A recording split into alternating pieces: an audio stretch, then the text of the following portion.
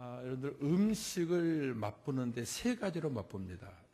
이게 요리사가 이게 자기 것이 됐을 때 인류 요리사가 명장이 되는 겁니다. 우리도 그렇게 먹도록 힘써야 됩니다. 첫째는 무엇으로 먹냐면 음식의 향을 먹는 거예요. 그걸 뭘로 먹는 거죠? 코로 먹는 거예요. 음식을 앞에 놔두고 향을 먹는 거예요. 커피는 뭐지요? 향이에요. 음식도 향으로 먹는 거예요. 두 번째가 이제 이 입맛이에요. 입으로 먹는 거예요. 세 번째는 무엇으로 먹을까요? 눈으로. 눈을 이미 봤는데 생각으로 먹는 거예요. 뭘로 먹는다고요? 요리사도 이 생각으로 사람들이 먹을 수 있도록, 이것은 요리뿐만 아닙니다. 어떤 전문가들에게 또 목회자에게 다 필요한 말입니다. 저 감나무 금년에는 사람들이 저부터 입으로 먹지 않고 뭘 먹는다? 왜 제가 그걸 써붙여놨냐면, 이제 내가 한 18일 동안 캄보디아 가는데 저거 못 따먹잖아요. 나 갔다 오면 어떻게 되겠어요? 다 없어지잖아요. 여러분들 부탁합니다. 저 감 무엇으로 먹자고요? 네, 눈으로 먹읍시다. 오늘 좀 멘토 이야기를 하려고 합니다. 저는 목사기 때문에 애들에게 이야기하는 것이 주로 성경 이야기죠. 그리고 아이들이 주로 이제 내 설교를 듣지요. 그리고 집에서 이제 가정 예배를 드릴 때도 항상 성경 이야기죠. 근데 여러분들 오늘 기억해야 돼요. 우리는 오직 하나님 말씀이라 할지라도 이 자라나는 시절에 아이들에게 신앙과 더불어서 인문학적 소양이 필요합니다. 이게 동시에 키워줘야 됩니다. 그렇지 않으면 여러분들 보세요. 역사에 있어서 절대 신앙을 가진 민족들이 전쟁을 일으켜요. 그렇잖아요. 십자군 원정도 그렇고 지금 이슬람도 마찬가지입니다. 그리고 오직 믿음을 이야기하자면 이 절대 이것만이다. 안 되는 거예요. 우리가 신학을 배울 때에 하나님에 대해서 배우지만 재론을 배웁니다. 재론은 인간학입니다. 인간은 이런 존재이기 때문에 그래서 이제 구원론으로 신론으로 가야 되는 것입니다. 고민이 되어 있습니다. 내가 부족한 이 인문학적인 걸, 이거 계속 이걸 잘하면 여러분들 목사 딸들이 참 뭐라 할까요? 교인들과 관계라든지 또 친구들과 관계라든지 애골수로 가집니다. 이거 어떻게 해야 될 것인가 하는 겁니다. 그래서 제 친구가 박상섭인데 친구에게 부탁을 했습니다. 그 친구는 그 김영숙 교수의 아주 열렬한 추종자입니다. 그래서 네가 좀 내 딸들을 만나서 좋은 이야기 좀 해주라. 근데 다행히 우리 딸들이 그걸 받아들였어요. 가면 우리 박상섭 친구가 좋은 이야기도 해줍니다. 그리고 밥도 사줍니다. 그리고 마지막 올 때 용돈도 줍니다. 가장 혜택을 많이 본 애가 우리 큰딸입니다.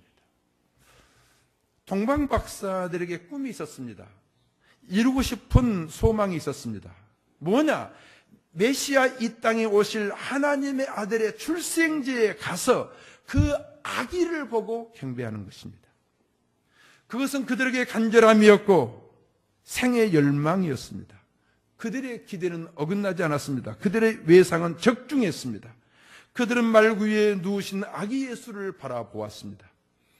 박사들이 반짝이는 아기 예수 눈동자를 바라볼 때 그들은 그 깊이에 빠져들었을 것이요, 온몸은 닭살 돋움 절률하였을 것입니다. 이 아기가 오신 메시아, 우리의 구세주 하나님이시라. 온 인류가 그렇게 오매의 불망 기다리던 우리의 주인이시고 왕이시라. 그리고 보배함을 열어서 각기 예물을 드리고 엎드려 경배할 때 그들은 소리 없이 울지 않았을까요? 사람은 자기의 꿈, 자기의 열망, 자기의 소원하는 바가 이루어졌을 때에 웃는 것보다도 울게 되어집니다. 이 박사들 저는 늙은이로 봅니다. 왜? 내가 늙은이니까. 그들은 여기까지 올 때 다리 떨림이 있었을 것입니다.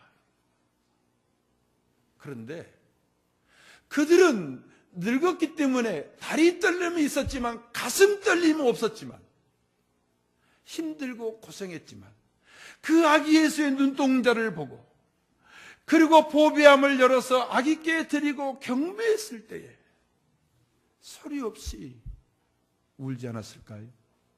전륜.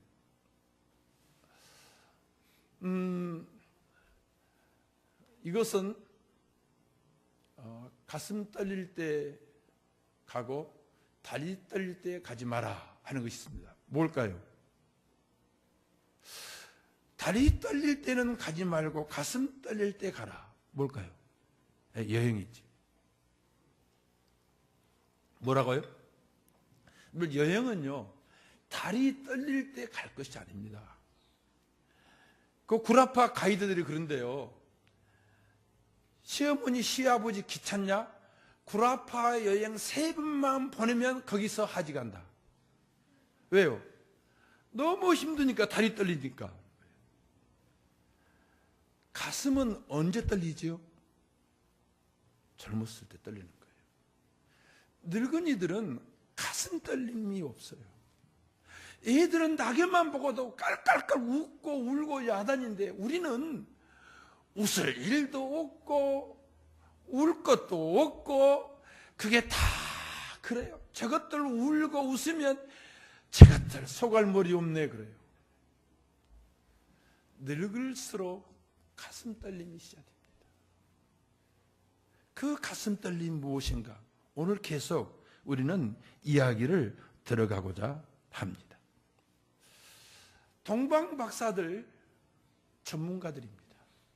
노련한 사람들입니다. 아마 천문학, 고고학, 수학, 어떤 의학과 했던 사람들일 것입니다. 그들이 가고 싶었던 것은 베들레헴입니다. 그들이 베들레헴에 갔을 때에 이미 커버린 아기 예수를 보면 전륜이 오지 않습니다. 태어나는 아기 예수. 바로 그 순간 그걸 볼 때에 전륜할 수 있습니다. 근데 만약에 동방박사들이 다른 길로 가서 한 달 후에 간다, 몇 달 후에 간다, 전륜이 일어나지 않습니다. 다시 강조합니다. 전륜이 없는, 닭살돋움이 없는 인생 만족하십니까? 행복하십니까?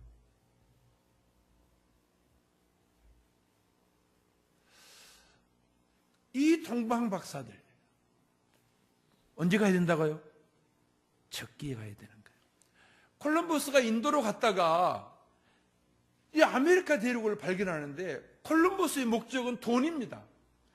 동방 박사들이 돈 보고 갔다면 다른 데 가서 돈 벌면 됩니다. 그러나 동방 박사들의 꿈은, 바람은, 그리움은, 그들의 열망은 아기 예수에 태어난 그것을 보는 것입니다. 그때 그들이 도움을 받습니다. 무슨 도움을 받죠? 그렇죠. 별의 도움을 받습니다. 성경은 말합니다. 별들이 나타나니까 박사들이 기뻐하더라는 것입니다. 만약에 별이 나타나서 동방 박사를 도와주지 않았더라면 동방 박사들은 전륜은 느끼지 못했을 것입니다. 아, 우리의 꿈이 이루어졌구나. 우리의 소원이 이제 성취됐네. 그걸로 끝났겠죠. 소원으로 끝나서는 안 됩니다. 꿈의 성취로 끝나서는 안 됩니다. 어떤 이기는 것으로 끝나서는 안 됩니다. 그 소원과 꿈이 이루어졌을 때 우리의 가슴에 닭살 돋움, 떨림이 일어나야 됩니다.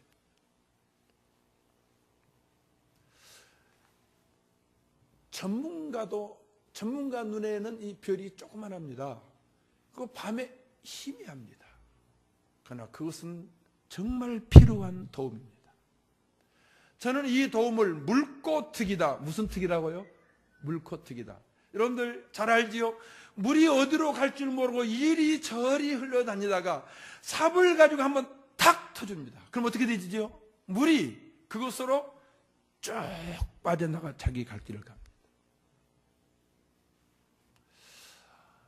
아이들이 자랍니다.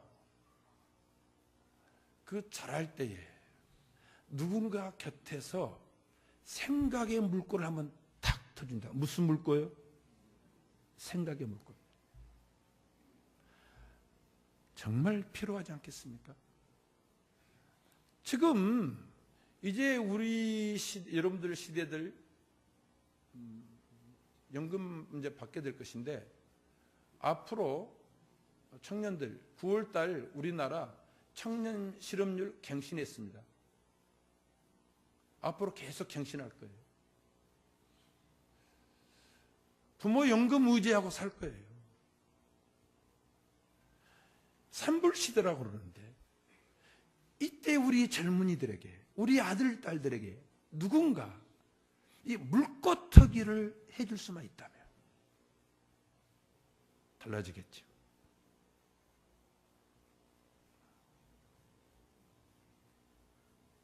우리에겐 꿈이 있습니다. 소망이 있습니다. 간절한 기대가 있습니다. 가는 길에 좌우가 난 게 흑암이 가렸습니다. 방해와 위험이 있습니다. 슬픔과 아픔이 있습니다. 허리 굽히고 발이 멍이 듭니다. 그럴지라도 우리는 포기하지 않습니다. 왜냐하면 우리의 꿈은 뭘까요? 동방박사들의 진정한 꿈이 지위였을까요? 학문이었을까요? 처음에 그렇게 생각했을 것입니다. 그러나 그들은 그 학문 가지고, 그 지위를 가지고 왕궁의 박사들로 왕과 그 대신들을 위해서 일한다 할지라도, 자기 나름의 그 인생의 성취를 가지고 살아간다 할지라도, 이게 진정한 꿈이 아니야. 진정한 꿈이 뭐지요? 메시아를 보는 것입니다. 메시아를 만나는 것입니다. 그게 인생의 진정한 꿈인 것입니다.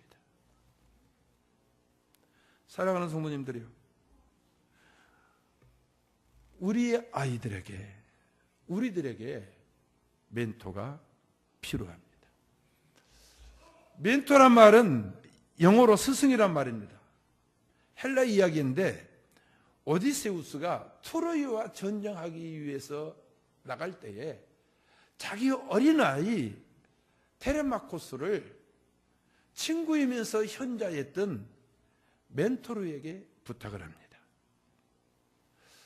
내가 돌아올 때까지 이 아이를 후계자로 훌륭하게 키워다오. 경험과 지식, 담력 있고 포용력 있는 사람이 스승의 역할을 하여 지도하고 조언하여 그 대상자로 하여금 실력과 잠재력을 격발시켜 줄 수 있다면, 이게 바로 멘토링이죠. 그래서 멘토란 단어가 생겼습니다. 서민의 자식은 암살자가 없습니다. 우리 세 딸들을 암살하기 위해서 누가 고용하겠어요? 왕자들은 암살자가 있습니다. 왕은 전쟁으로 나갑니다.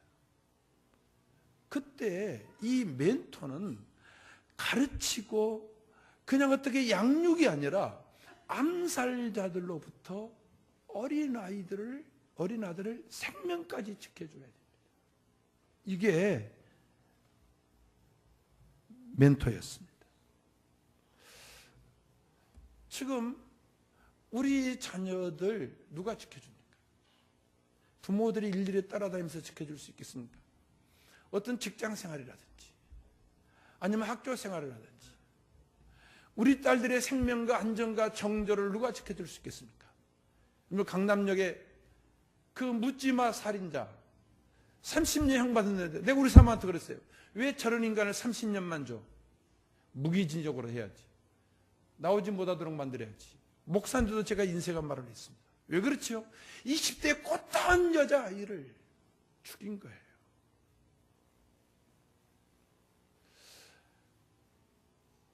테레마코스를 후계자로 키운 것은 멘토르였습니다. 후계자로 키울 뿐만 아니라 그의 생명도 지켰던 것입니다. 우리에게도 이런 멘토가 필요합니다. 제가 막내딸에게 부부에 그랬어요. 금년은 내가 너의 담임 목사다.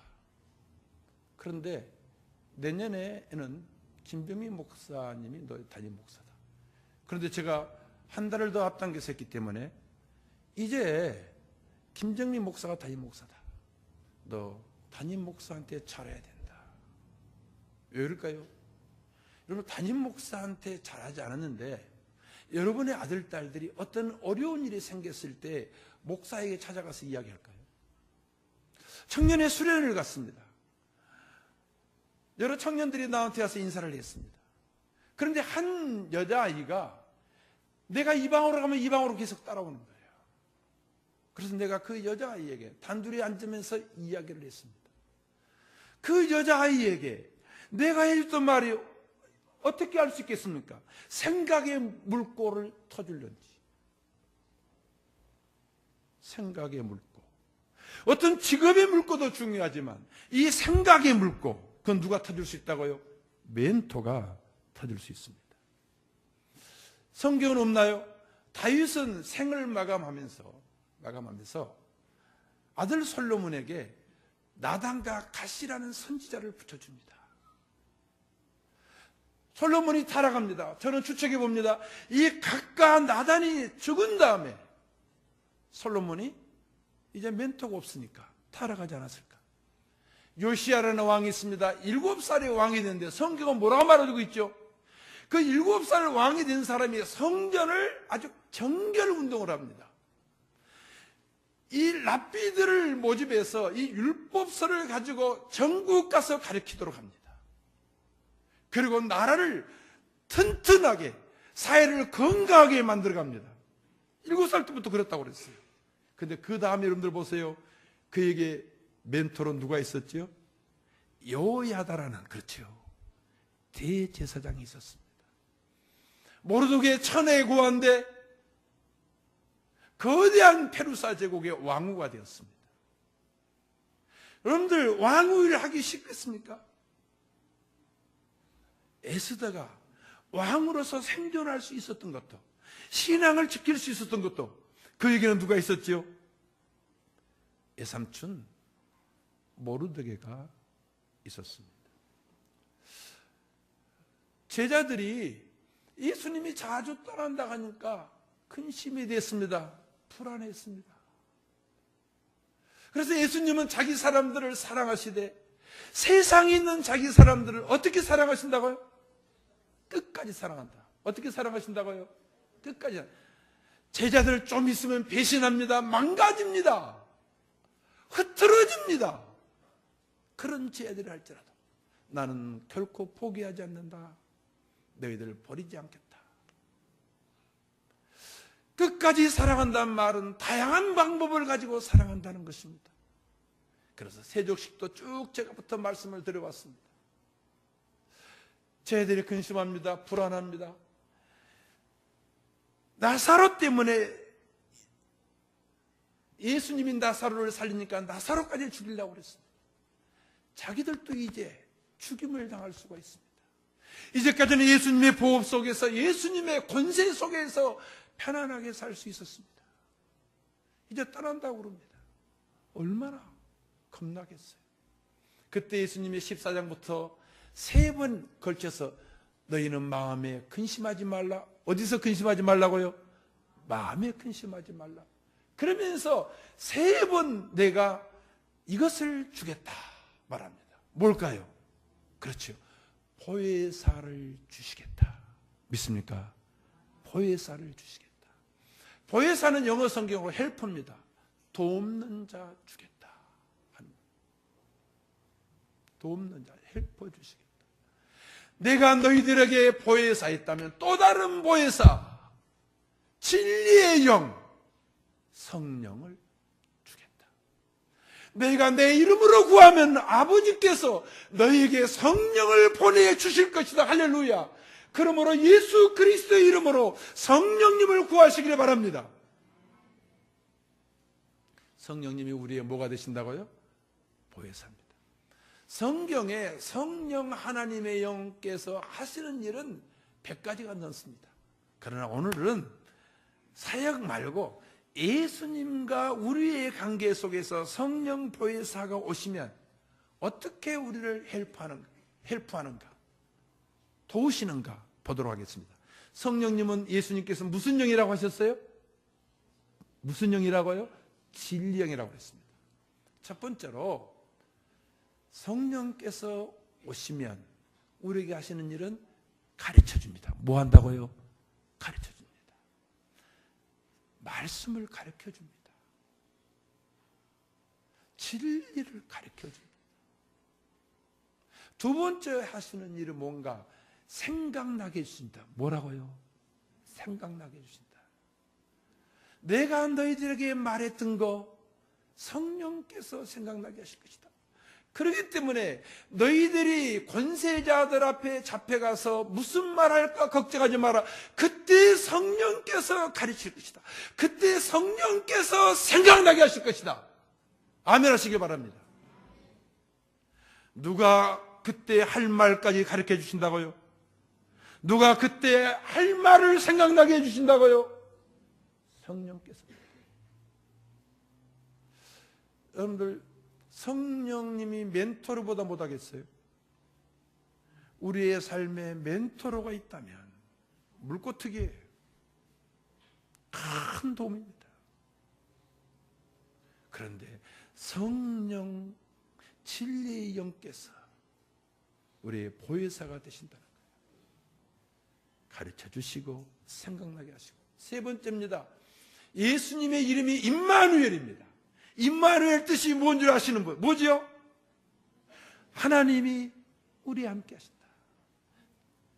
성령께서 오실 것이다. 너희와 함께 하실 것이다. 그러면서 주께서 하신 말씀이 내가 너희를 고아처럼 버려두지 않겠다. 뭐처럼 버려두지 않겠다고요? 고아처럼 버려두지 않겠다. 그 윤학자 여사가 있습니다. 세상 쓰시는데 아버지가 총독부 일본 간원인데 그 목포로 이제 발령이 나서 내려갔습니다. 그래서 목포 여고를 졸업한 다음에 그가 그 어느 곳에 갔더니 거기에 윤치호라는 전도사가 그 다리 밑에 아이들을 주워다가 자기 집에서 생활하다가 애들이 많이 모여졌습니다. 그래서 그곳에 가서 아이들을 이제 봉사활동 가르치는 거예요. 그래서 가르치다가 그 한국 사람 조선 총독부 관리 딸이 윤치호를 사랑하게 됐어요. 그래서 둘이 결혼을 합니다. 그리고 6.25가 이제 터집니다. 애들이 먹을 것이 없으니까 그 윤치호 전도사가 강주로 먹을 것으로 구하러 갔다가 행방불명됩니다. 이게 어떻게 된 줄을 모릅니다. 그리고 참 훌륭한 여자예요. 이름도 윤학자인데 일생 동안 일본 옷을 입지 않고 일본말을 사용하지 않고 한국말만 쓰면서 옷도 어떻게 입었다고 그러죠? 위에는 여전사를 입었던 하얀 저고리, 밑에는 까만 치마 살았다고 그래요. 그리고 자기 자식들도 고아들과 똑같이 먹였어요. 이런 고아원 원장 찾아보기 힘들지요. 특별하게 자기 자식들은 가르치잖아요.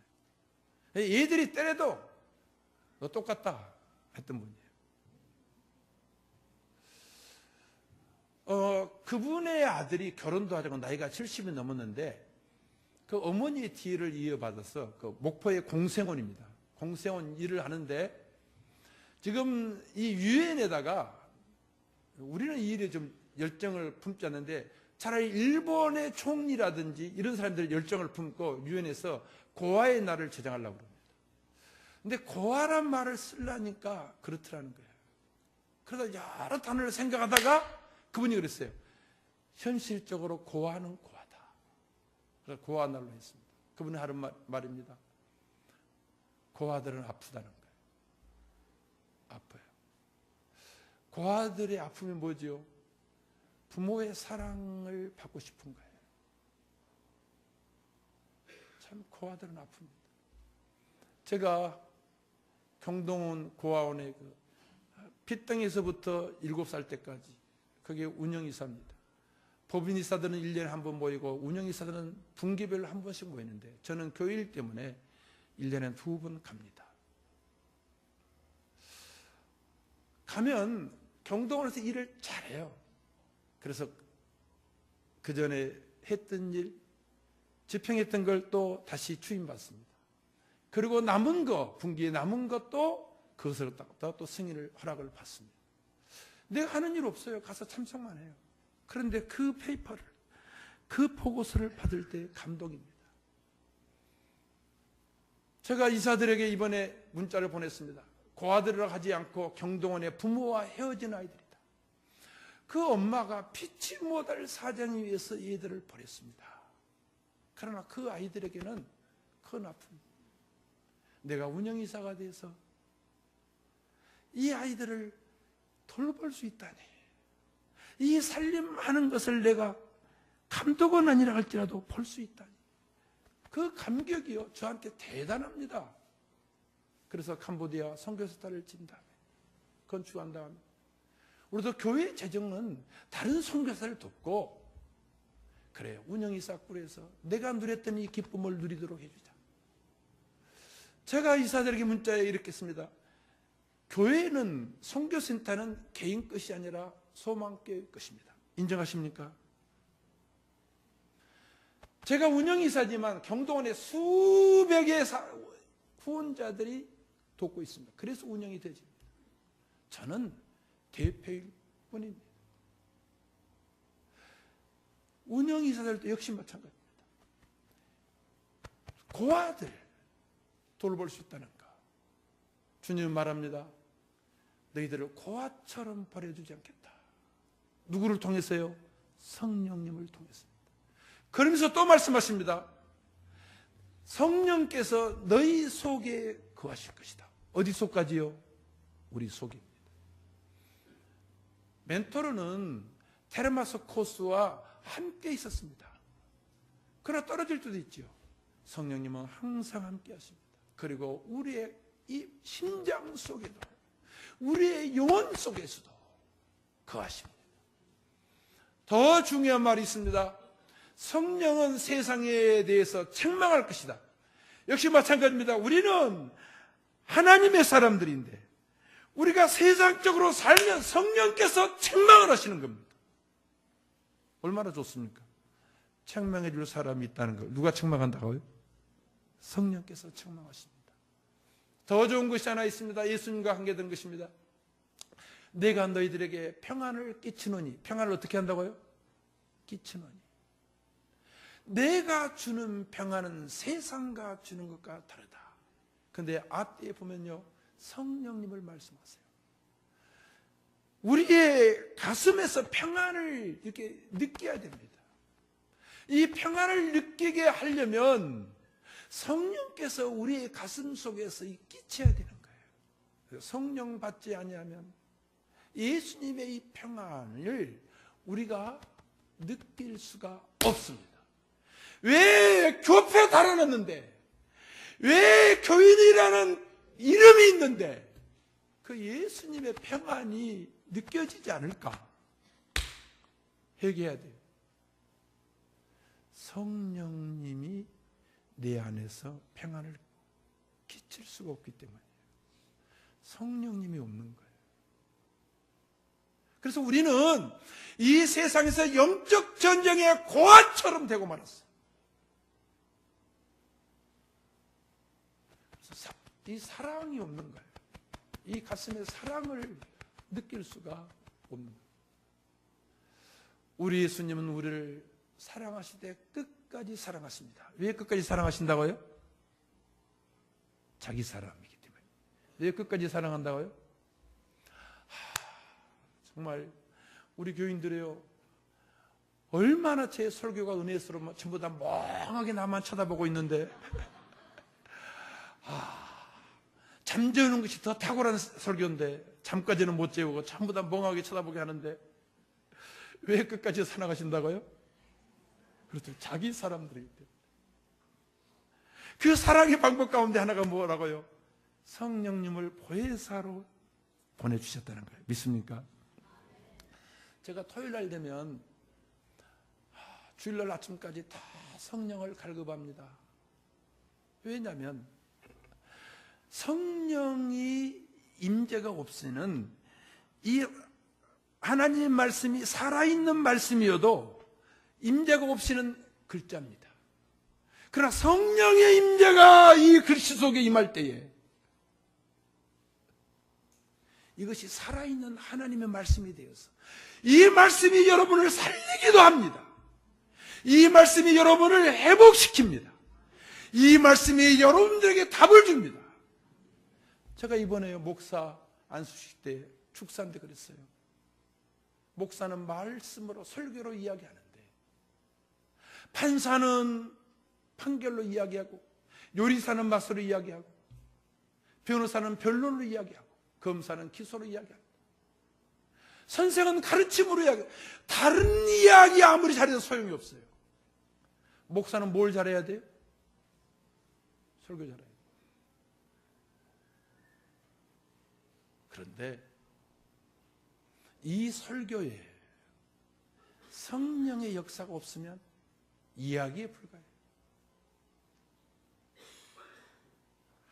여러분들의 생애에 있어서 성령이 맞이 아니하면 다리는 떨려도 가슴 떨림이 없는 거예요. 전율이 일어나지 않는 거예요. 동방 박사들이 그 아기 예수의 새까만 눈동자를 보았을 때 저는요 상상해 봤어요. 왜냐하면 내가 우리 손자라든지 얘들 눈동자를 보면 얘들도 뻔히 나를 쳐다보거든요. 그러면요 내가 마침 그 깊이에 빨려드는 것 같아요. 할아버지나 아닌 사람들이 이게 몰라요. 이게 빨려드는 것 같아요. 난 우리 애들뿐만 아니라 우리 교인들 애들도 그래요. 그래서 애들이 난 좋아요. 애들이 좋아요. 그래서 제 은퇴식 할 때 유치부 아이들 특송해달라고 부탁했어요. 애들이 좋아요. 그 눈을 바라보았을 때 그리고 엎드려 절을 했을 때 그 가슴 떨림. 부부지간도요 가슴 떨려야지요 살만 나요. 친구지간도 가슴 떨려야지요 살만 나요. 아니 애인 만났는데 가슴도 안 떨리고 나 뭐 해줄 거야? 뭐 해줄 거야? 뭐 해줄까? 그런 인생이 아니에요.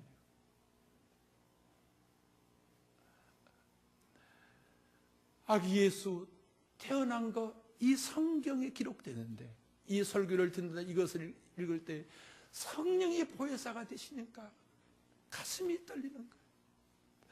예수님이 주의 땅 다니시면서 그 병자들을 고쳤다는 이야기를 들을 때에 성령이 내 안에서 끼치니까 가슴이 떨립니다. 예수께서 십자가에서 죽으신 이야기 들을 때 성령께서 내 안에 끼치시니까 가슴이 떨립니다. 여러분들의 그리움이 뭡니까? 여러분의 목마름이 뭡니까? 여러분의 그토록 만나고 싶은 대상이 무엇입니까? 박사들은 오시는 메시아 예수였습니다. 우리도 그 그리웠던 만나고 싶었던 예수 성령님의 인재를 통하여 성경을 읽다가 배우다가 설교를 들었다가 나도 이제 보았습니다. 나도 이제 만났습니다. 나도 이제 웁니다. 한번 따라서 할까요? 왔노라 보았노라. 그 다음 뭘까요? 아니에요. 우리는 이긴노라. 우리는 뭘까요? 울었노라. 믿습니까? 그 예수님 때문에 울고 예수님 때문에 웃고 가슴 떨리는 늙은이들 되시기를 주님의 이름으로 축복합니다. 다시 도전합니다. 여러분의 견고함, 평안함, 든든함, 자신감, 자존감, 만족감, 감사함, 충만함이 어디서 오는 겁니까? 지위입니까?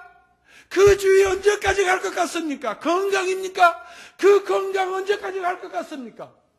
소유입니까? 그 소유가 정말 여러분의 든든함이 되고 있습니까? 친구입니까? 친구가 보호막이 됩니까? 사랑입니다. 사랑입니다. 뭐라고요? 사랑. 예수 그리스도께서 나를 사랑하신다. 우리 엄마가 아빠가 나를 사랑하신다. 우리 담임 목사님이 나를 사랑하신다. 우리 순장님이 나를 사랑하신다. 우리 선생님이 나를 사랑하신다. 근데 거기에 누가 임하셔야 된다고요? 믿습니까? 아멘 하는 사람들은 복 받기를 바랍니다. 성령이 임재 있을 때 가슴 떨리는 거예요. 나이 들면 다리 안 떨릴 수 없잖아요. 나이 들면 다리 안 떨 수 없잖아요. 참 서글퍼지죠. 나도 꿈이 있었고 청춘이 있었는데, 젊은 시절이 있었는데, 튼튼한 다리가 있었는데 다리 떨려지죠. 필연입니다. 성령이 임재하시길 바랍니다. 그러면 다리 떨려도 이 가슴 떨림, 무서워서 떨림이 아니고 그리운 사람 보았기 때문에. 그분이 누구라고요? 예수님. 우리에게 꿈이 있습니다. 우리에게 소망이 있습니다. 우리에게 간절한 열망이 있습니다. 그분을 보는 것입니다. 그분 만나는 것입니다.